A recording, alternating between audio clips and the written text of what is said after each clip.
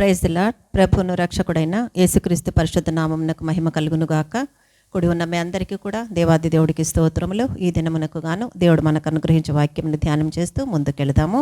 ఆ వాక్యము సామెతల గ్రంథము 16వ అధ్యాయము 7వ వచనమును దేవుడు వాగ్దానముగా అనుగ్రహిస్తున్నారు. ఆ వాక్యము, ఒకని ప్రవర్తన యెహోవాకు ప్రీతికరమగునప్పుడు ఆయన వాని శత్రువులతో సహా వానికి మిత్రులుగా చేయును అని దేవుడు సెలవిస్తున్నారు. ఏమని మాట్లాడుతున్నాడు ఈ వాక్యం ద్వారా మనం అందరం గ్రహించాం కదా. ఒక్కని ప్రవర్తన యెహోవాకు ప్రీతికరమగునప్పుడు ఆయన వాని శత్రువులను సహా వానికి మిత్రులుగా చేయును. దేవుడు ఏమంటున్నాడు ఈ దిన వాగ్దానము? ప్రియ సహోదరి సహోదరుడా, ఇంతవరకు మన ప్రవర్తన ఎలా ఉన్నిందో, ఒకవేళ మంచిగా ఉంటే, దేవునికి ఇష్టమైన పద్ధతిలో ఉంటే, దేవునికి ఇష్టమైన రీతిలో ఉంటే, ఇంకా బెటర్గా మార్చుకొని దేవునిలో మనం ముందుకెళ్ళవచ్చు, ఇంకా లోతుల్లో. ఒకవేళ ప్రవర్తన సరిగ్గా లేకుంటే దేవుడు ఆశీర్వాదం మనకు దూరం అవుతుందేమో, ఆలస్యం అవుతుందేమో, కనిపెట్టలేని స్థితిలో ఉన్నామేమో. అందుకే దేవుడు మనతో మాట్లాడుతూ చెప్తున్నటువంటి మాట ఏదై ఉందంటే, ఒకని ప్రవర్తన యెహోవాకు ప్రీతికరమగునప్పుడు అంటే అర్థం ఏంటి? దేవునికి నచ్చిన విధంగా ఉండునప్పుడు. ఏముండాలి నచ్చిన విధంగా?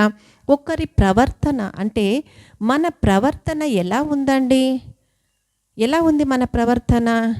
దేవునికి ఇష్టమైన ప్రవర్తనగా కలిగి ఉన్నామా, లేక మనుషులకు ఇష్టమైన ప్రవర్తన కలిగి మనం ఉన్నామా?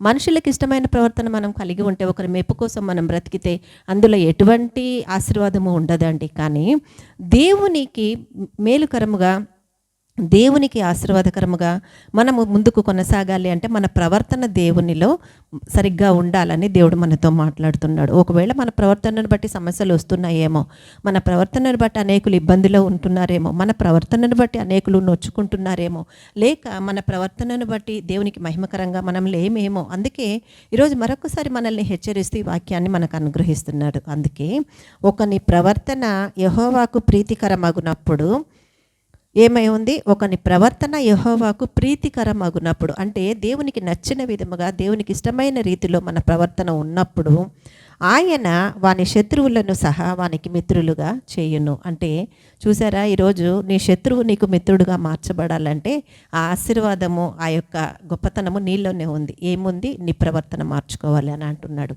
కదా. మనము లేచింది మొదలుకొని పడుకుండేదాకా దేవుని బిడ్డలమని చెప్పుకుంటూ, దేవునిలో ఆయన నీతిని అనుసరించకుండా, యథార్థ ప్రవర్తన కలిగి ఉండకుండా, వాక్యము మీద ఆధారపడకుండా, విశ్వాసములో కొనసాగకుండా, మనల్ని చూస్తున్న ఒక దేవుడు మనతో ఉన్నాడనన్న భయము లేకుండా, నోటికి వచ్చిందంతా ఎగతాళితో కూడిన మాటలు, పక్కవారిని నొప్పించే మాటలు, ఇది నిజమైన క్రైస్తవత్వమా అండి? కొంతమందిని చూసినప్పుడు చాలా బాధ కలుగుతుంది కదా. ఏంటి ప్రభా, అదే నోటితో నీ దగ్గర ప్రార్థన చేస్తున్నారు, అదే రీతిలో నీ దగ్గర కొనసాగుతున్నారు, మళ్ళీ కొంచెం బయటికి ఆమేన్ అని బయటికి రాగానే యథార్థమైన స్థితిలో ఉన్నాం, ఈ ప్రవర్తన నీకు నచ్చదు కదా యేసయ్యా అని బాధపడాల్సిన పరిస్థితుల్లో మన చుట్టూ ఉన్న వాళ్ళు చాలామంది ఉన్నారండి. ఎగతాళి మాటలు. దేవుడు నీకు నోరెందుకు ఇచ్చాడు? అబద్ధం చెప్పడానికా?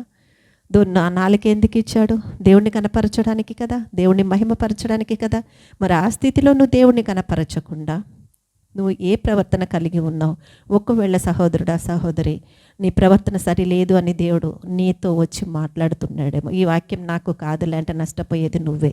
కానీ ఈ దేవుడు నన్ను దర్శించి నా దాకా ఈ వాక్యాన్ని తీసుకొచ్చారు అంటే మార్చుకొని చూస్తాను ఒకసారి అని చెప్పి దేవుడు ముందుకు వచ్చి వాక్యం ద్వారా సరి చేయబడి, ఈ వాక్యం నాదేనా అనుకొని నువ్వు ప్రవర్తన మార్చుకుంటే, నీ ప్రవర్తన దేవునికి ప్రీతికరమగునప్పుడు నీ శత్రువు ఎవరైతే ఉన్నారో వారిని నీకు మిత్రులుగా చేస్తాను అని దేవుడు నీతో మాట్లాడుతున్నాడు.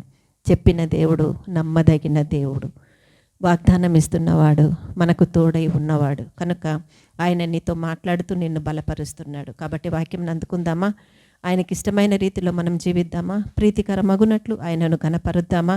అందుకే ఆయన మాట్లాడుతూ, ఒకని ప్రవర్తన యెహోవాకు ప్రీతికరమగునప్పుడు ఆయన వాని శత్రువులను సహా వానికి మిత్రులుగా చేయును అని దేవుడు సెలవిస్తున్నాడు.